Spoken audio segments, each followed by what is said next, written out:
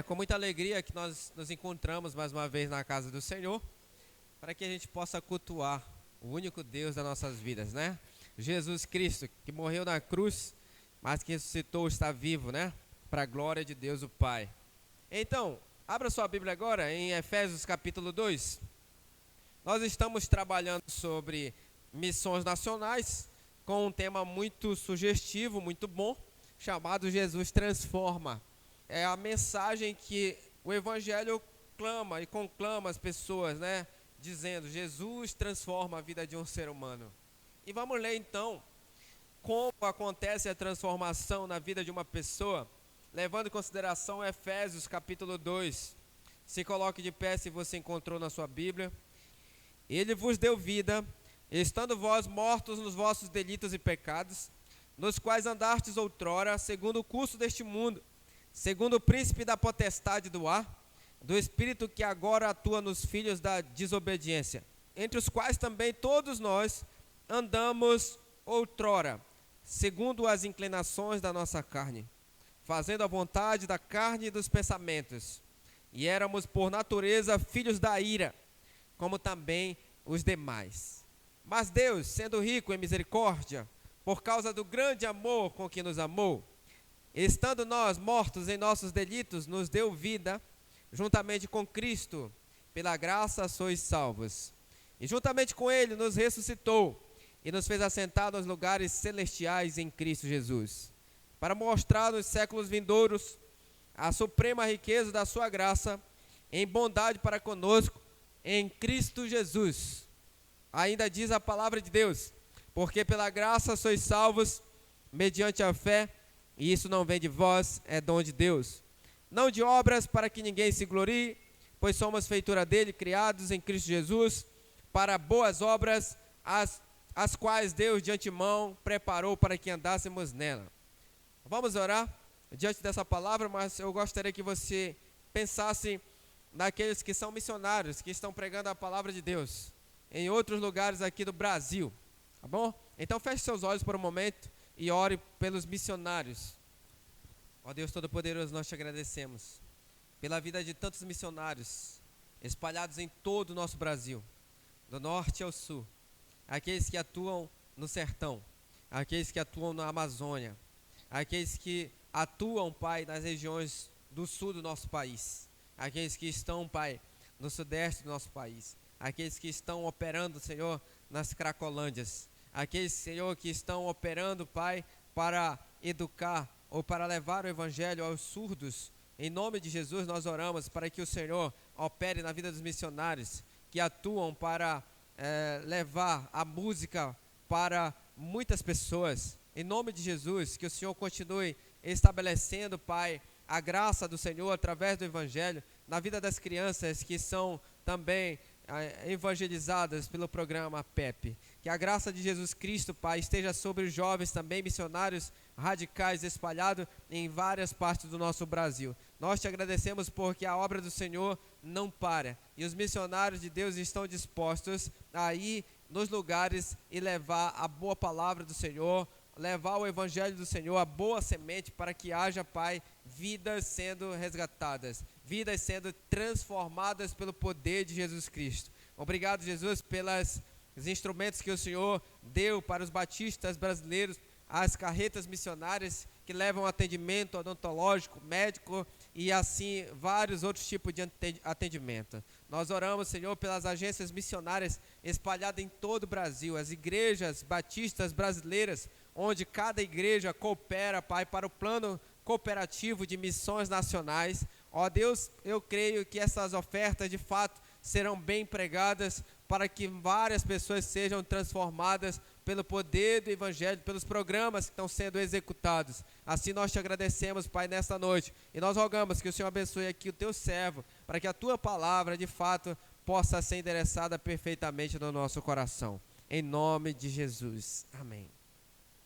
Olhando para o texto, irmãos, e levando em consideração, Jesus transforma, eu gostaria de pensar com você a respeito desse morto que o texto fala.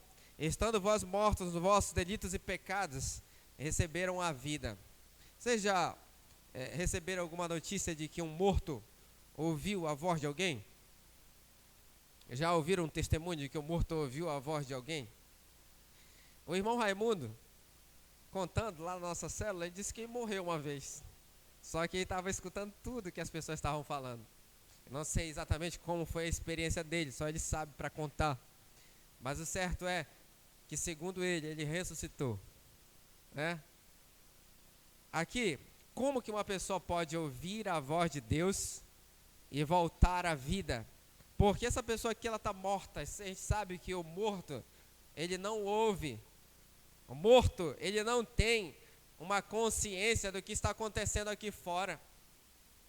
Mas, segundo o texto, esta pessoa que o apóstolo Paulo está falando, ouviu a voz de Deus, recebeu vida e foi ressuscitado para uma transformação de vida. Olhando para esse texto, também, um autor chamado David Platt falou o seguinte: o evangelho, o mesmo evangelho que nos salva sem as obras, é o mesmo evangelho que nos salva para as obras.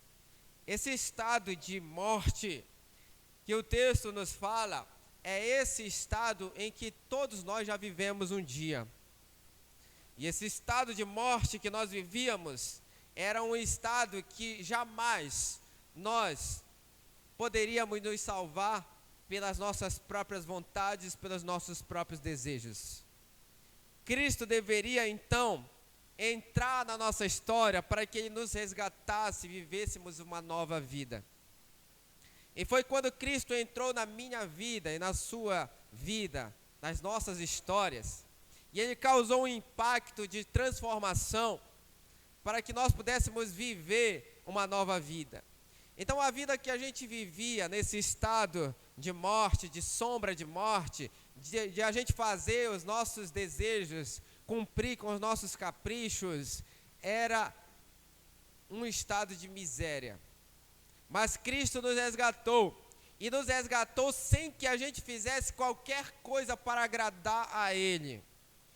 Então quando Cristo nos salva, Ele nos salva sem obra sequer a gente fazer para agradar a Ele. Mas não é porque Ele nos salvou sem a gente fazer nenhuma obra de bondade, de beleza, de misericórdia, para agradar a Deus, para chamar a atenção de Deus, que hoje, depois de nós já sermos salvos, a gente não querer fazer nada para Ele, a gente não fazer nenhum ato de bondade na terra, para os nossos semelhantes, para a nossa família, para os nossos amados irmãos, para os nossos amigos de escola, de trabalho. Não, Cristo, Ele então nos salva, sem a gente fazer nenhuma obra sequer para Ele, mas Ele nos salva para agora obras. Para a gente fazer alguma coisa, obras. E a gente deve perguntar então, que obras são essas que nós fomos salvos, ou que as pessoas que foram salvas precisam fazer agora? Porque está escrito no versículo 10, nós somos feitura dele, criados em Cristo Jesus para boas obras, as quais Deus de antemão preparou para que andássemos nela. Obras estas que já estava preparada por Jesus Cristo para que nós andássemos nelas. E não são simplesmente obras, são boas obras que Cristo preparou para que nós andássemos nela. Essas obras não são ações que são alimentadas pela carne e que não pode salvar. Não são essas obras. Essas obras que são alimentadas pela carne e que não pode salvar o ser humano, são as obras que nós fazíamos antes da gente ser salvo. Antes de alguém ser salvo, ele ainda está vivendo nessas obras que são alimentadas pela sua própria carne, pelos seus impulsos, seja sexual, seja qualquer tipo de impulso para levar essa pessoa a uma obra pecaminosa. Mas as obras para as quais Deus nos chamou, para que Deus nos chamou, são obras que não nos levam mais a acatar a graça de Deus sobre nossas vidas, mas essas obras são obras agora de bondade que nós fazemos não para mais chamar a atenção de Deus, mas obras que de fato vão culminar para o benefício das pessoas ao nosso redor. Amém?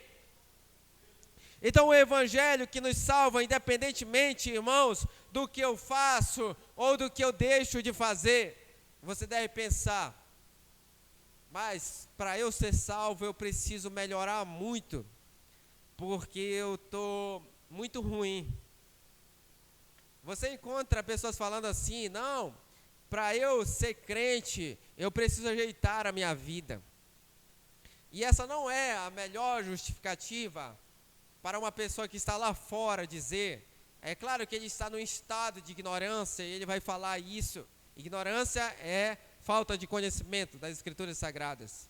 Porque se ele for querer melhorar por sua própria conta, ele não vai chegar a um nível de melhoramento, de perfeição, para onde ele possa olhar e dizer, pronto, agora eu estou preparado para aceitar a Jesus Cristo para ser o meu Salvador, porque agora eu já ajeitei a minha vida.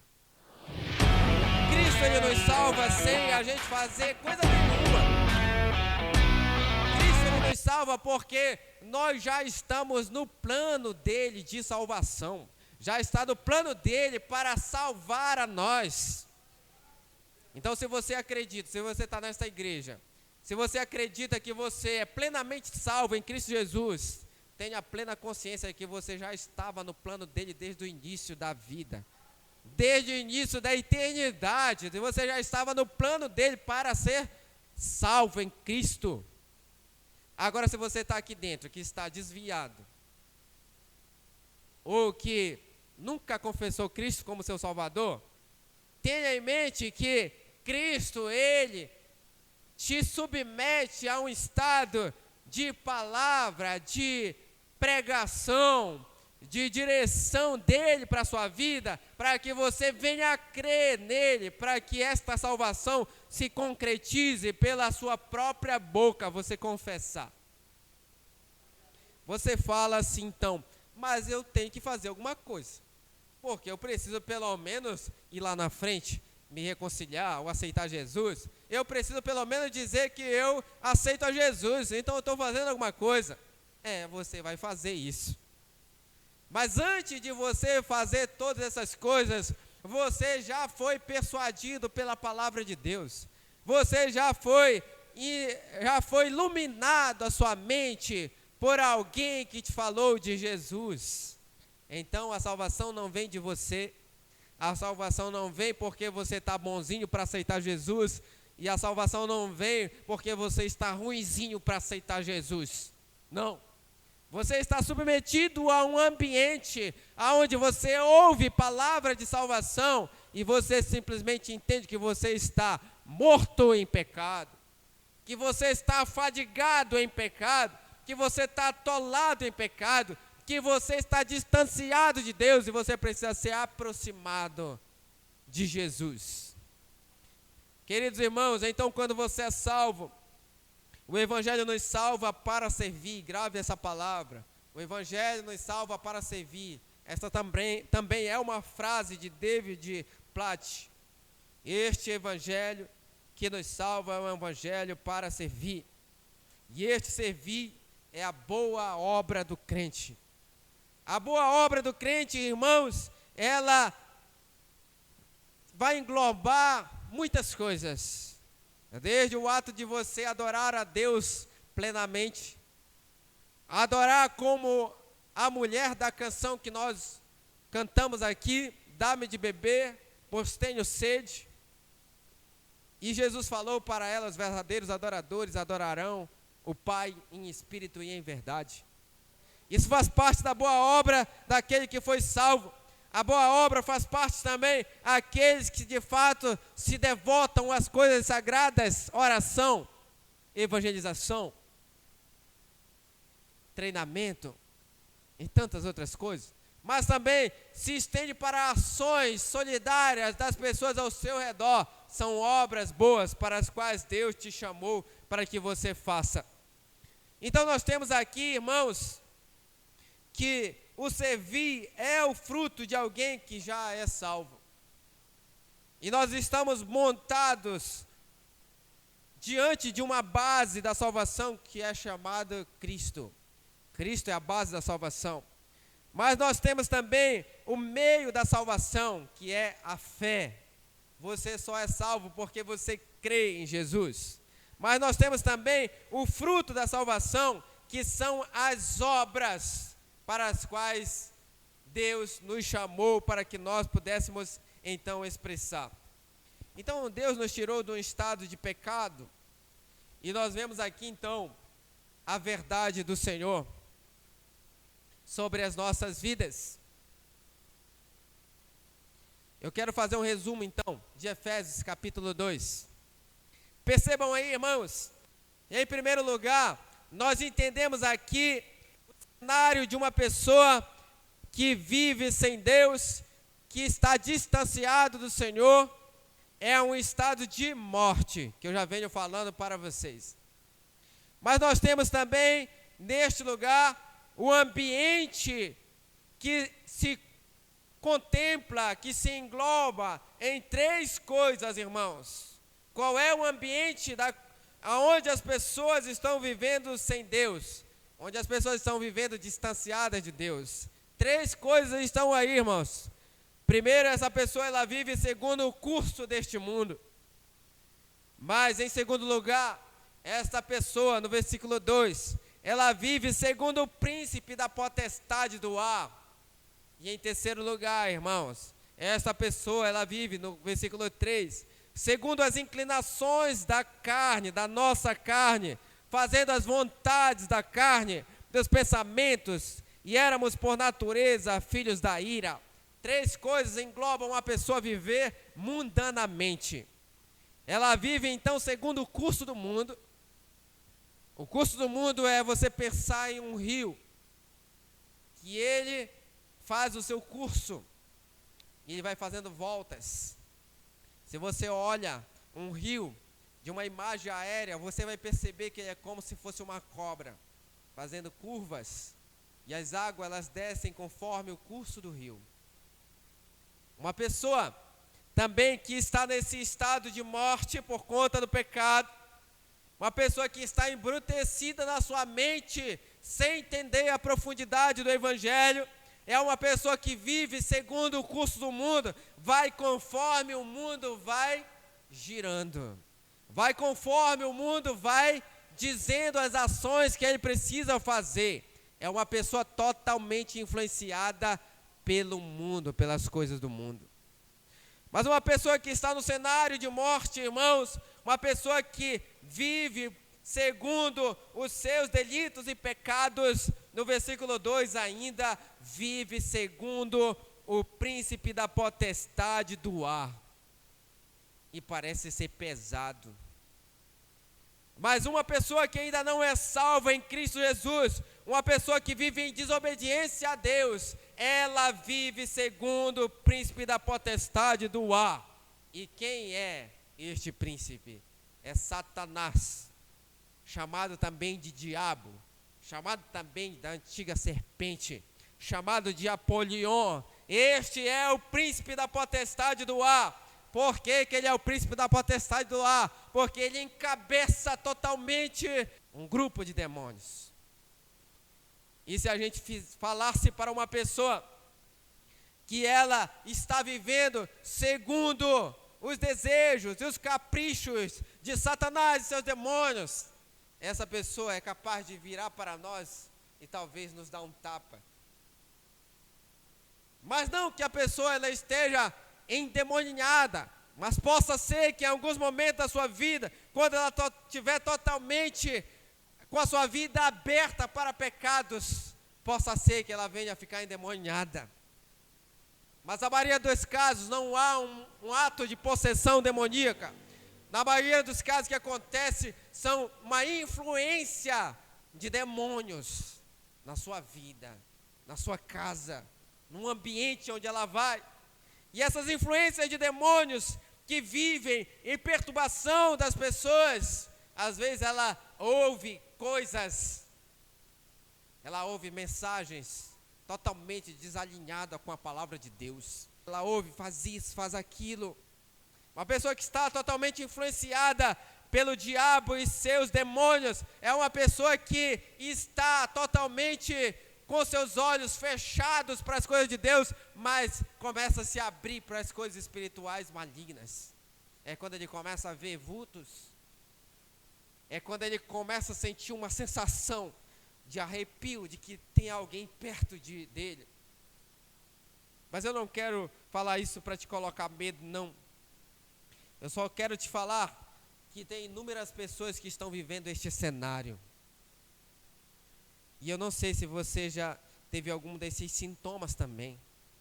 Pessoas que estão sendo influenciadas pelo diabo e seus demônios. São pessoas que estão mortas em pecados. São pessoas que escancararam as portas da sua vida, da sua alma. E então, o nosso adversário tem liberdade. Mas a terceira coisa que nós falamos, irmãos, no versículo 3.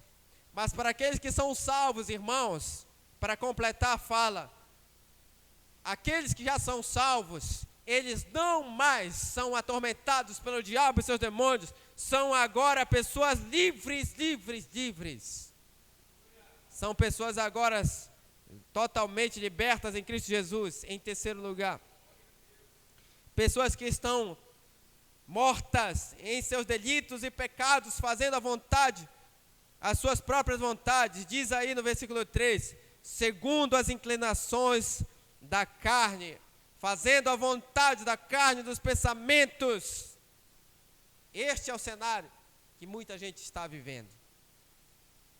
Mas você pode pensar: será então que eu não posso fazer a vontade da minha carne? Será então que eu não posso fazer a minha vontade, a vontade dos meus pensamentos? Contanto que esteja alinhada com a palavra de Deus. Se a sua vontade estiver alinhado com a Bíblia, com o desejo de Deus, tudo bem. Mas se não, se você começar a viver segundo as inclinações da sua carne, você vai perceber que você vai se afastar de Deus, e você vai fazer também a vontade dos seus pensamentos, você vai se afastar de Deus, e não sou eu que vou dizer agora, você, está escrito na sua palavra, éramos por natureza filhos da ira. Filhos da ira de quem, irmãos? Quem é que está irado conosco? Quem é que pode estar irado com você, se você vive nas inclinações da sua carne, se você vive nas inclinações dos seus pensamentos? É o próprio Deus que está irado com você. Nós falamos assim: o diabo está furioso com você. O diabo quer destruir a sua casa. É verdade, ele quer destruir. Mas quando nós estamos afastados de Deus, pesa sobre nós, não é a ira do diabo, pesa sobre nós é a ira de Deus. É a ira de Deus que está sobre nós. E ai daquele que está sob a ira de Deus. É tempo da gente consertar nossas vidas com Jesus, queridos irmãos. Então a primeira questão que nós analisamos no livro de Efésios, para a nossa transformação, porque Jesus transforma, é primeiro a gente entender o ambiente onde a gente está. Qual é o ambiente que você está? É este ambiente de morte que você está? É este ambiente de inclinação da sua carne, dos seus pensamentos? É este ambiente onde os seus delitos e pecados operam na sua vida e não tem espaço para Deus? É esse espaço? É este ambiente onde a ira de Deus está pesando sobre você? É este ambiente onde você acaba se tornando filho da desobediência? Será que é este cenário que você está? Mas eu vou te falar de um novo cenário, tão maravilhoso, tão bom. Acompanhe na sua Bíblia, no versículo 4. Primeira questão é essa aqui: entenda o ambiente onde você está. Segunda questão: Deus tem uma bênção para você. Deus, Ele quer te salvar. Deus, Ele quer te transformar. Deus, Ele quer te mudar completamente. Mas Deus, sendo rico em misericórdia, por causa do grande amor que nos amou, e estando nós mortos, relembrando aqui nos primeiros versículos, nos deu vida juntamente com Cristo, porque pela graça sois salvos. E juntamente com ele nos ressuscitou e nos fez assentar nos lugares celestiais em Cristo Jesus, para mostrar nos séculos vindouros a suprema riqueza da sua graça em bondade para conosco em Cristo Jesus. Vamos entender algumas coisas então, irmãos. Então, no cenário de morte que nós estávamos, Deus nos ressuscitou. No cenário de morte que talvez você pode estar, Deus te ressuscita também desse cenário de morte. Mas ele fala assim, por que que ele te ressuscita de lá? Por causa do grande amor com que ele te amou. Qual é o grande amor que Deus nos amou? Está lá em João 3,16. Porque Deus amou o mundo de tal maneira que deu o seu Filho unigênito para todo aquele que nele crê, não pereça, mas tenha a vida eterna. Deus, ele te amou com um grande amor, mesmo você estando morto no seu delito e pecado. Este grande amor está sobre a sua vida nesta noite, para te libertar desse ambiente de pecado. Ele diz ainda, ele nos ressuscitou com um propósito, irmão, no versículo 6. Qual é o propósito de Efésios capítulo 2, versículo 6? Por que que ele nos ressuscitou? Para nos assentar nos lugares celestiais, em Cristo Jesus. Todo crente, irmãos, espiritualmente, ele está sentado em lugares celestiais. Isso quer dizer que nós já estamos salvos e já estamos assentados em tronos, em lugares celestiais em Cristo Jesus. Mesmo você vivendo na terra, você é salvo, você está sentado em lugares celestiais. Para quê? Você está esperando algo que virá sobre a sua vida, no versículo 7, para mostrar nos séculos vindouros a suprema riqueza da sua graça em bondade para conosco em Cristo Jesus. Eu pergunto, qual é a riqueza da graça de Deus que vai ser mostrada para os salvos? Se chama glorificação. Um dia nós seremos glorificados em Cristo Jesus. O que é a glorificação? É um estado de aperfeiçoamento de tudo que nós passamos na terra. É um estado onde você não vai pecar mais. É um estado onde você não viverá em discordância com seu vizinho, não haverá pecado com seu irmão em Cristo Jesus, não haverá mais inclinação da sua carne para pecar, não haverá mais desejo do seu pensamento para pecar. Você será totalmente glorificado num corpo ressurreto, semelhante ao de Jesus. É por isso que no versículo 6 ele diz, e juntamente com ele nos ressuscitou. Nós seremos um dia semelhantes a Jesus. Você já pensou? Um dia eu serei semelhante a Jesus, no seguinte sentido, que ele viveu sobre a terra, ressuscitou e teve um corpo glorioso. Nós seremos semelhantes a Jesus nesse aspecto também. Amém? Mas a terceira coisa, irmão, deste texto, a primeira coisa, só para relembrar, o cenário de morte, você que já é salvo, você foi liberto de lá. O cenário de morte, possa ser que você esteja vivendo, Cristo quer te libertar nesta noite. Está aqui do versículo 4 ao versículo 7. Pelo imenso amor com que ele te amou, ele te liberta, ele te transforma. Agora, irmãos, no versículo 8, 9 e 10. Porque pela graça sois salvos mediante a fé, e isso não vem de vocês, é dom de Deus, não vem de obras para que ninguém se glorie, pois somos feitura dele, criados em Cristo Jesus, para as boas obras, as quais Deus de antemão preparou para que andássemos nela. Terceira coisa para completar esta mensagem. Cristo, ele te salva também para as boas obras.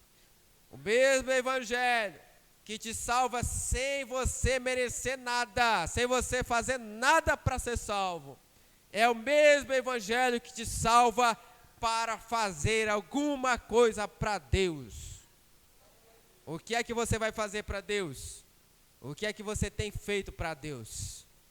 Queridos irmãos, mesmo que você não fizesse nenhuma coisa na igreja, se você vivesse num estado de constante adoração já era o suficiente.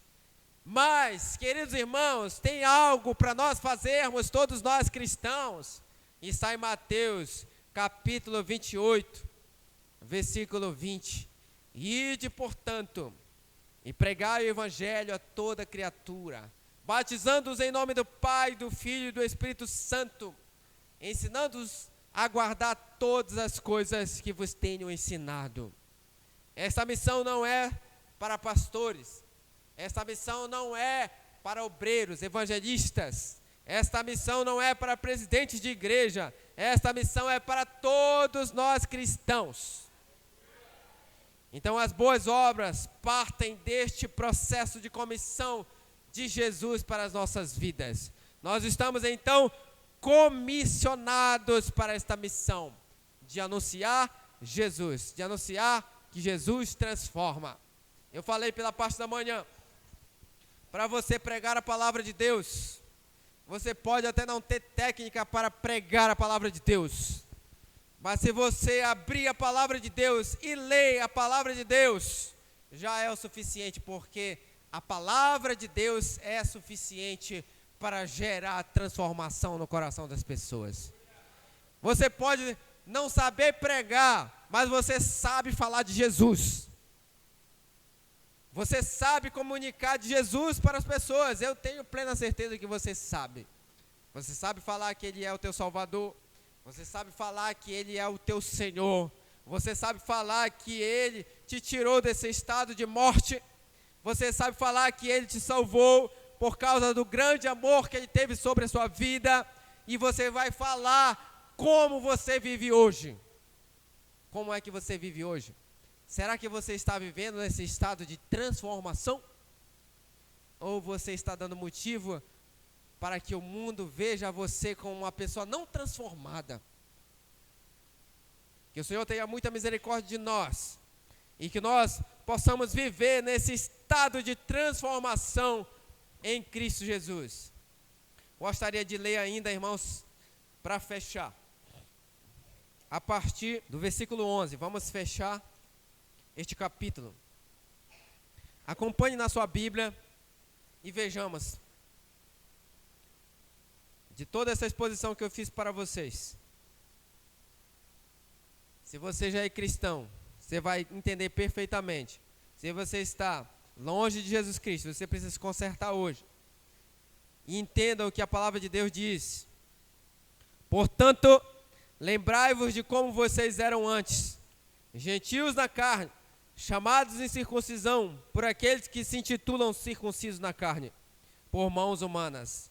Naquele tempo, estáveis sem Cristo e separados da comunidade de Israel, estranhos às alianças da promessa, não tendo esperança e sem Deus no mundo. Versículo 13. Mas agora em Cristo Jesus, vocês que antes estavam longe foram aproximados pelo sangue de Jesus. Porque Ele é a nossa paz, a qual de ambos fez um, e tendo derribado a parede da separação que estava no meio. Qual era a separação? Qual era o muro? Se chamava inimizade. Nós fazemos parte da família de Israel, irmãos, nós cristãos. E Ele aboliu na sua carne a lei dos mandamentos na forma de ordenanças, para que dos dois criassem em si um mesmo, um novo homem, fazendo a paz, e reconciliasse ambos em um só corpo com Deus, por intermédio da cruz, destruindo por ele a inimizade. E vindo evangelizou paz a vós outros que estáveis longes, e paz também os que estavam perto, porque por ele ambos temos acesso ao Pai em um Espírito. Assim, já não sois estrangeiros e peregrinos, mas concidadãos dos santos, e sois da família de Deus, edificados sobre o fundamento dos apóstolos e profetas, sendo Ele mesmo Cristo Jesus e pedra angular, no qual todo edifício, bem ajustado, cresce para santuário dedicado ao Senhor, no qual também vós, juntamente, estáis sendo edificados para a habitação de Deus no Espírito. Eu e você Estamos sendo edificados para a habitação de Deus no Espírito. Você quer ser habitado por Deus, pelo Espírito de Deus na sua vida? Nós estamos sendo habitados por esse Espírito. A separação que havia do povo de Israel para conosco, para o povo da aliança e para nós, não existe mais. Nós temos um livre acesso a Deus, o Pai. E nós pertencemos a uma mesma família. Nós somos a família de Deus.